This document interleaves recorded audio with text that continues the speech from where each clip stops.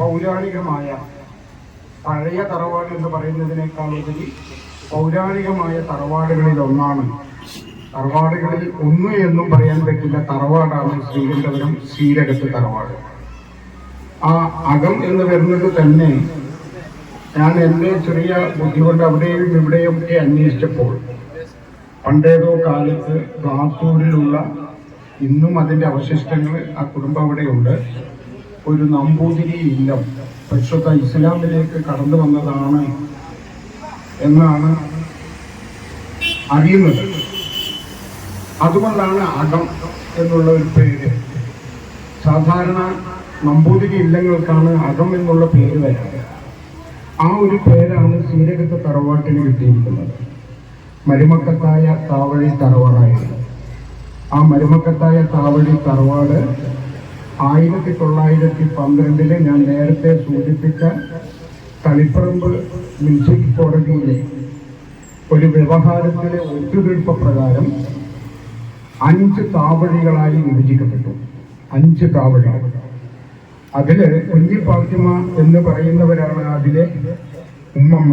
എന്ന് പറഞ്ഞാൽ ശ്രീരകത്ത് തറവാട്ടിലെ ഈ സദസ്സിൽ ഇരിക്കുന്നവര് ഇരിക്കാത്തവര് എല്ലാവരുടെയും ഉമ്മമ്മ ഫാത്തിമ, കുഞ്ഞി ഫാത്തിമ.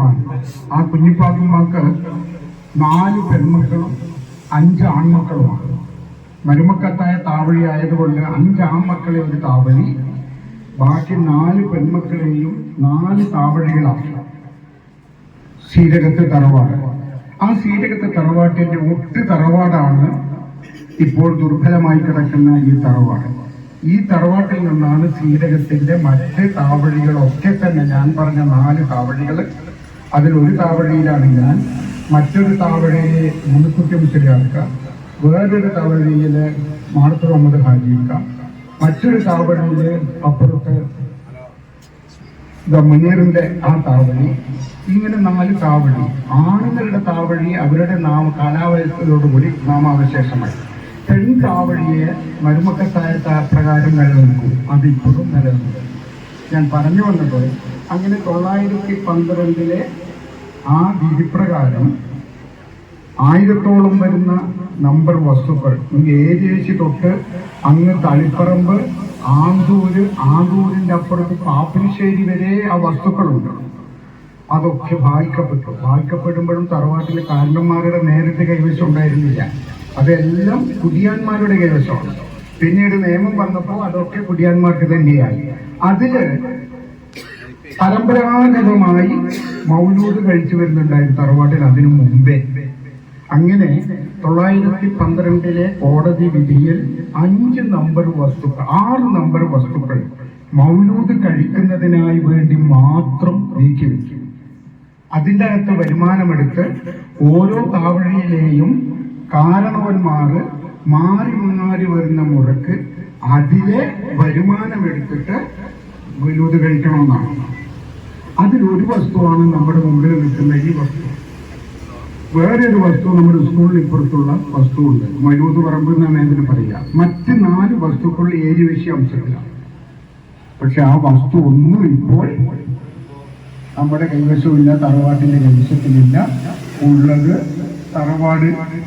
ഈ തറവാടിന്റെ ബേക്കില് മൗലൂദ് പറമ്പ് എന്ന് പറയുന്ന ഒരു ചെറിയ കഷ്ണമാണ് ഉള്ളതെന്നാണ് എന്റെ തോന്നല്.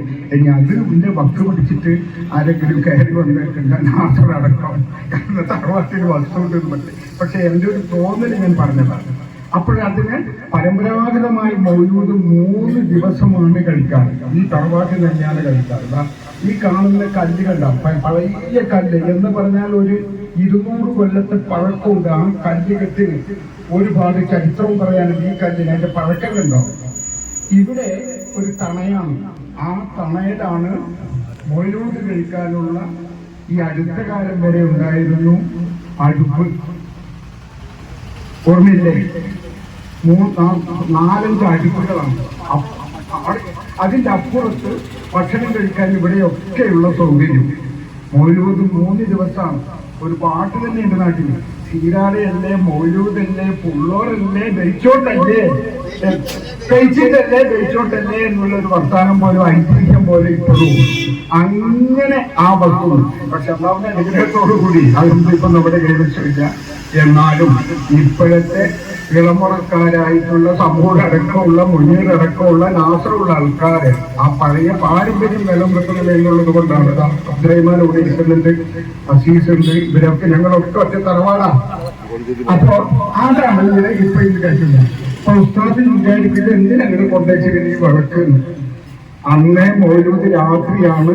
രാത്രി വിളക്കിട്ടിട്ട് എണ്ണയിട്ട് തിരിവെച്ചിട്ട് ആ വെളിച്ചത്തിലാണ് മൗലൂദ് കഴിക്കാറ്.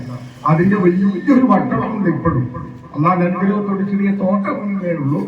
അതില് ആ വലിയ വട്ടളം, അത്രയും വലിയ വട്ടളം കണ്ണൂർ ജില്ലയിൽ ഇപ്പൊ ഉണ്ടാവില്ല. അത്രയും വലിയ ഓടിന്റെ വട്ടളം ഇപ്പോഴും ഉണ്ട്. ഇതിനെക്കാട്ടും വലിയൊരു നീളുള്ള വിളക്കുണ്ട്, അത് കാണുന്നില്ല. അതാണ് വിട്ടുകൊണ്ടുപോയി. അങ്ങനെ പലതും കാണാതായിട്ടുണ്ട്. ഏതായാലും ഇതാണ് ഞാൻ പറയുന്നത്. നാട്ടുകാരോടല്ല, നാട്ടുകാർക്ക് ഇത് പലർക്കും അറിയാം. നമ്മുടെ ശ്രീരകത്ത് തറവാട്ടിലെ ഇളമുറക്കാരായ ആൾക്കാരോടാണ് ഞാൻ പറയുന്നത്. നമ്മളിപ്പോ എണ്ണി നോക്കിയാൽ 1000 ചില്ലാനോ ആളുണ്ടാകും.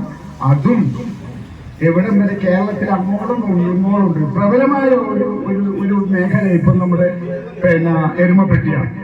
അപ്പൊ അവിടെ ഒക്കെ ഇങ്ങനെ വ്യാപിച്ചു കിടക്കുകയാണ്. ഏതായാലും അൽഹംദുലില്ലാ മേലിലും ഞങ്ങൾക്ക് ശേഷവും സബൂറിന് ശേഷവും ഞങ്ങൾക്ക് എല്ലാവർക്കും ശേഷവും ഈ മൗലൂദ് കഴിക്കാൻ ഇളമുറക്കാരായിട്ടുള്ള ശ്രീരകത്തിലെ തറവാട്ടിലെ കുട്ടികൾ മുന്നോട്ട് വരണം. അതിന് അല്ലാഹു തൗഫീഖ് ചെയ്യട്ടെ എന്ന് മാത്രം ദുആ ചെയ്തുകൊണ്ട് ഞാൻ നിർത്തുന്നു. അസ്സലാമു അലൈക്കും.